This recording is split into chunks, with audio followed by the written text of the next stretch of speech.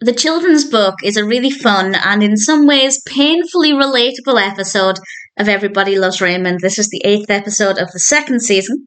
This is directed by Will Mackenzie. And as always, there will be spoilers from now as I talk about what happens in this episode. And on the one hand, I'm biased. I'm watching this as a writer and I can relate to a lot of the processes, and I'll talk about those as we go through it. But at the same time, trying to judge it a little bit more objectively, I have to say that not a lot happens. Not a great deal of variety is in this episode, and I don't mind that so much, but I do think the episodes that have a better pacing to them are maybe a little bit more entertaining, but at the same time, I can't deny that I did enjoy this episode.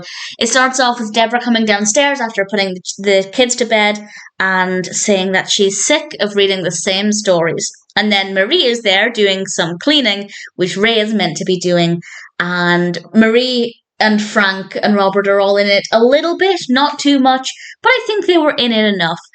We cut to the next scene. It's a tiny bit later. Debra is still whinging about having to read Goodnight Moon and The Little Engine That Could and The Cat in the Hat over and over again. And children learn by repetition. It's a great thing to repeat the same stories, but I can't imagine it would get very tedious as a parent to have to read the same books night after night. And she decides she's going to write her own children's book. And then she suggests that Ray can write it with her, and she's really excited about this. And Debra's emotions in this episode are absolutely at either end. She's either really excited or very, very frustrated. And to be honest, if you're a writer or a creator of any kind, I think you'll be able to relate to that. Marie has an idea. She tells a story about the time Robert, as a little boy, wet his pants. And that's not the funny bit. The bit that I loved is that Marie tells this story. And then Robert comes in and he says his classic, "Is this about me?" which he often says when entering a room. And for once, yes, Robert, it is about you. And he begins to panic that Debra's going to write this story. Frank suggests he can do the illustrations because he used to draw naked women at one point. And it's nice that everybody wants to be involved. But again, if you are an artist of any kind, whether that's a writer or anything else, I'm sure you'll agree that there is not really anything worse during the creative process than other people trying to get involved and telling you what you should write and how you should do things. Really, really frustrating. There's a difference between positive feedback or critical feedback, any kind of useful feedback, and interference. And I feel like this is really crossing the line there. However, it is Ray that is going to help her, and he does eventually agree to help. I think mostly to get everybody else out of the house, but he agrees, and we have a fun scene where they're at the computer, and then Ray starts his writing process where he plays a computer game before he gets started. And again, the relatability is strong. If I'm going to sit down and write, the first thing I do when I begin writing is check my socials, check my emails. Absolutely the first thing I do, mostly to get it out of the way, but also I think because it is a tiny procrastination technique.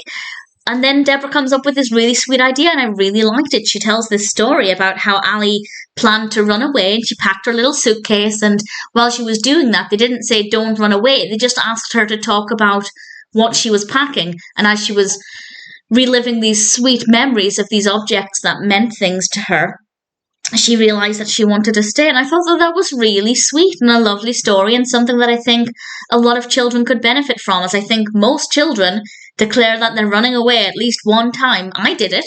I had a little Spice Girls backpack, and I remember putting stuff in it, and I don't think I ever went outside, but I might have done. I can't remember, but if I did, I didn't get far. So a very relatable story, and the protagonist was going to be a bunny. How adorable. Ray's not happy with it. They have a bit of an argument. And then we cut to the next day, the next evening. Ray comes in from work and Debra's at the table writing. Ray asks if they're still fighting. She says no, everything seems fine, but there's something in the air. And the next thing we know, Debra basically has a tantrum. And again, the relatability is very strong. It's that writer's block, that self-doubt, and Debra is probably for the first time experiencing these emotions. Maybe not the self-doubt aspect, but certainly you have all these amazing ideas, but when it comes to putting them down on paper, it's not as easy as the brain might have made it think it was going to be. And this is so, so relatable. And I think it's nice for people who don't write or don't create to get an insight into these extreme emotions that can happen at either end. And I think it's really brilliant. What I will say is that I don't agree with what Ray did next. Ray decides to write the story himself. And this is wrong for two reasons. One, Debra had only asked for his help. Two, it was her story. And even if they'd come up with the idea together, maybe I could understand him helping. In fact, that's what I'd expect. But to actually write it by himself when it was Debra's idea, her project, her baby, I don't agree with that at all. And Ray as a writer should have known that. And then they both come up with their own versions, and we have Clive the bunny and Winky the bunny, and they both read their versions to Ali, and Ali chose Ray's. Ray's was the favourite. And I do wish we got to hear more of the stories. I would have liked to have heard more of the tale, and particularly Debra's. Debra's, we learned, was told in rhyme, and I would have loved to have heard that. It's not really a criticism, just something I would have liked a little bit more of. And the fact that Debra had been listening outside of the door was not great.